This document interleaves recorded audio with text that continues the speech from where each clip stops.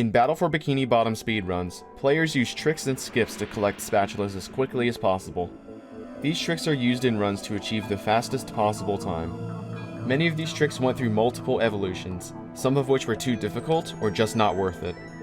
Let's take a look at 5 tricks that were never used in speedruns of BfBB. Number 5. Drain the Lake is a challenge in Jellyfish Fields that requires Patrick to throw hammer robots at the fountains. Breaking all 5 of these fountains drains the goo, revealing the submerged spatula. The issue with this segment is that the robot spawns are all random, which could cause speedrunners to lose time every now and then.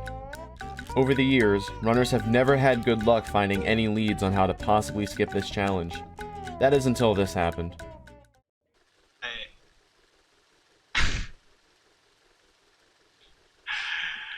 Dude, what the fuck? There it is, you can collect it. Heb discovered a way underneath the lake and found a sponge glide that leads right to the spatula. By performing a bash into this cliff at the right angle, SpongeBob can clip right through and navigate out of bounds. It saved just a few seconds over breaking the fountains with the best possible luck. This trick was never used because it didn't save a lot of time, and activating the sponge glide was very inconsistent. Thankfully, a much faster and consistent way to skip Drain the Lake was found and is used in runs today. Number 4. In the second area of Jellyfish Fields, a section of the level involves traveling through the jellyfish caves. In normal speedruns, the player uses a cruise boost to jump out of bounds and travel underneath the caves, skipping them entirely. For a short period, runners were desperate for an even faster way to reach the end of the caves. A bowl boost jump, or BBJ, is a trick that is activated by bowling on the first frame Hans places SpongeBob back into the map. Landing this one frame achieves a massive speed boost. Performing a jump during the boost accelerates you even faster than before. Since the end of the caves is such a long distance away, a BBJ was found to jump straight to the end. To get grabbed by Hans, the player must slam right into this corner.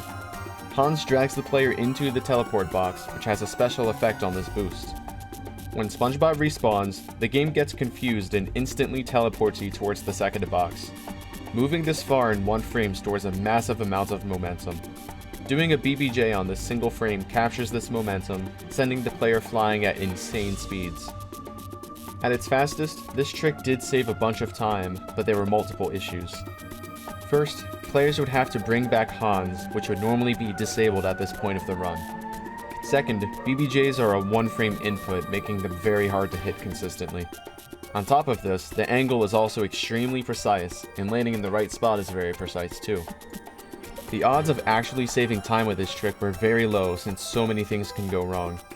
This trick was never used because it is extremely difficult, making it not worth the risk. Number 3. In the kelp swamps, there's a cage by the goo that contains a spatula. In casual play, Patrick must press this button, freeze the goo, and navigate around the cliff to reach the spatula. Normally, runners used a cruise bubble to press the button that opens the cage. Naturally, runners wanted a way to clip inside the cage and save time. It turns out there is a way. By clipping SpongeBob out of bounds by this box, you can land on this ledge beside the cage from behind. Then, by using a cruise boost under the map, the player can drown themselves right into the spatula. Unfortunately, the goo behaves differently on different consoles. The trick was discovered on GameCube, but was never achieved on Xbox thanks to these differences. Today, runners use lag clipping to collect the spatula, which saves even more time than this method did. Number 2. In Sand Mountain, Larry challenges SpongeBob to beat his time down the slide. Before the modern method was found, a much slower and harder method was used to skip the time challenge. Out of bounds under the map, there's a debug checkpoint left over by the developers.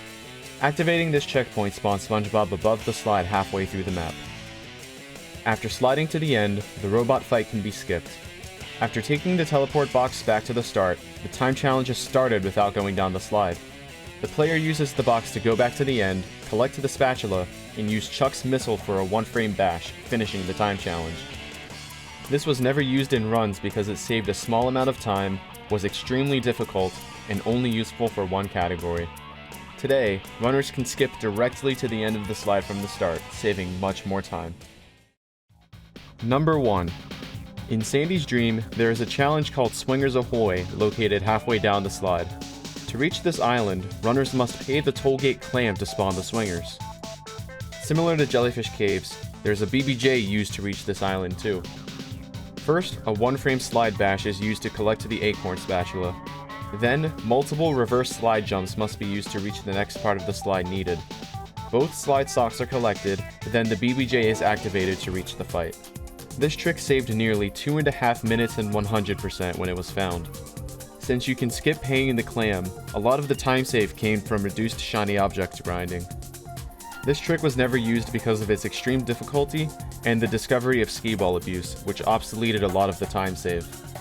Today, Swingerless is the current trick, which saves much more time than Swinger's BBJ. So that's all for this list. Thanks for watching. If you enjoyed, hit like and subscribe to catch videos like these in the future. I also stream live content of this game, so be sure to check out my Twitch channel in the description below. I'm JBHJ, and I hope you have a good rest of your day.